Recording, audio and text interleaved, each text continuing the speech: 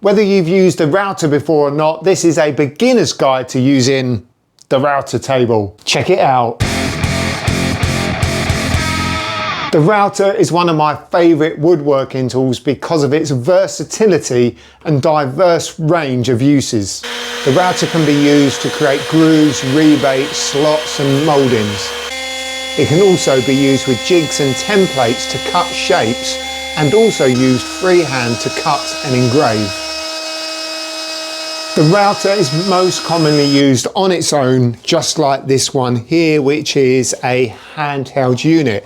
It can also be flipped upside down and attached to a router table, just like this. There's a link there right now which will show you exactly how I made this one. Of course, you don't have to make your own. You can buy one, but they can be a bit expensive. And actually, these are quite fun to make. One thing that makes using a router table safer is the fact that you have a large surface area to move your workpiece around on, making it almost impossible to tip the router off the edge of your workpiece, compared to the smaller surface area on the router itself. The motor in a router spins in a clockwise direction. Turn this upside down into a router table and it spins in an anti-clockwise direction. You always want to be pushing your workpiece into or against the cutting direction, bearing in mind that you also want to keep your workpiece on this side of the cutter itself. Always feed your workpiece from right to left along the router table. This will ensure a smoother cut and a safer execution. Pushing your workpiece in the same direction as the cutter is spinning, like so, is going to end up with your workpiece being catapulted across the workshop, either injuring you, somebody else, or anything else in your workshop. Here I've set up a guided router bit, basically a cutter with a bearing on that runs along the edge of a board, ideal for roundovers and edge profiles. Using this kind of bit on a router table is just so easy. It just gives you so much space and stability.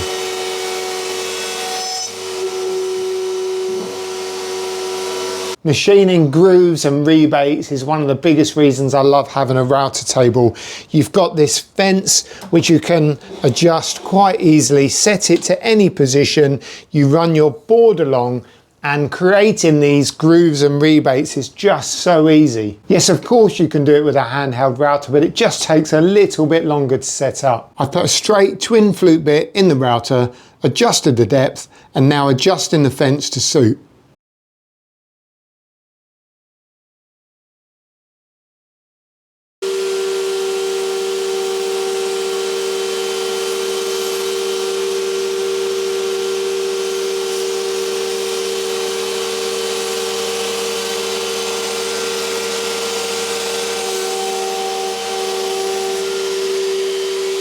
And you can see we've now produced a nice clean groove in that panel.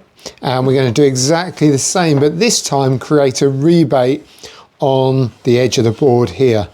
And because we're not taking anything off of this edge of the board, we can also run that straight along the fence again.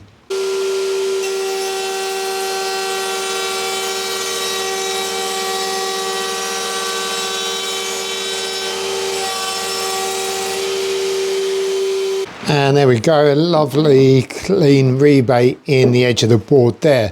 What you would have noticed is when I did this groove, there was a lot of dust, and that's because there's nowhere for the dust to escape.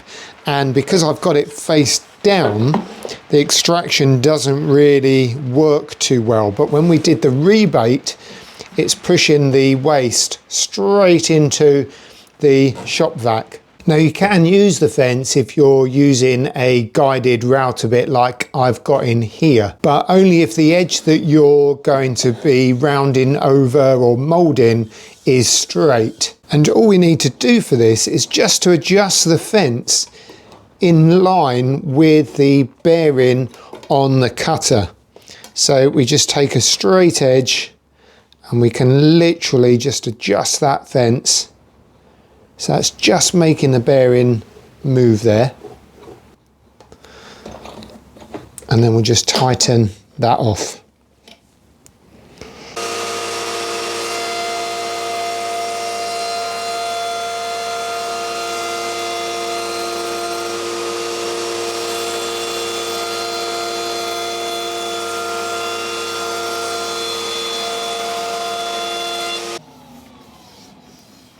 So using the fence with a guided router bit along a straight edge really does make that just a little bit easier. But what if you've got something like this? Obviously you can't use the fence. So I've moved the fence back slightly, but I've kept the extraction close enough to pick up most of the dust.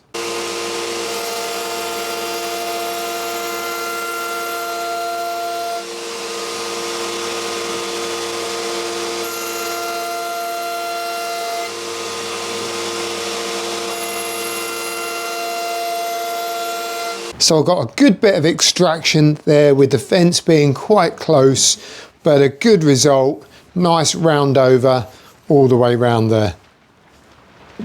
In addition to the fence, we've also got one of these which is called a featherboard.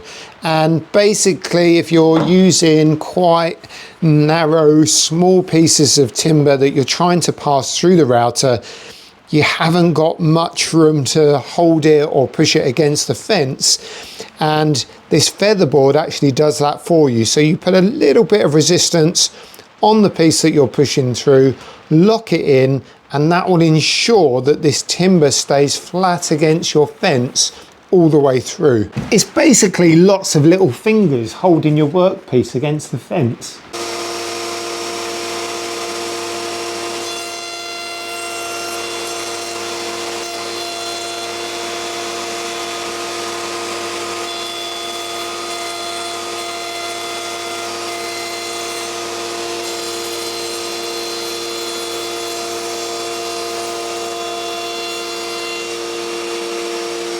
And that can also be used to apply downward pressure onto the router table bed.